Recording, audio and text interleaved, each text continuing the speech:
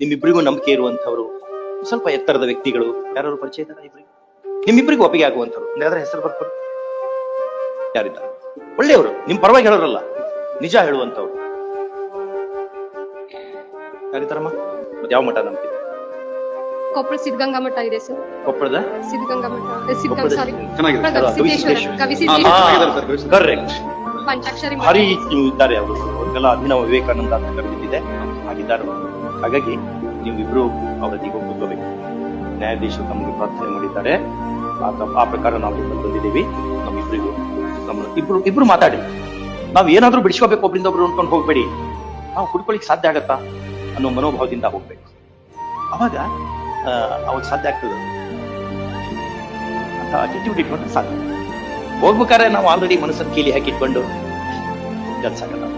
ಗವಿಸಿದ್ದೇಶ್ವರ ಸ್ವಾಮೀಜಿ ಹೋಗ್ಬೇಕು, ಯಾವತ್ತು ಹೋಗ್ತೀರಿ?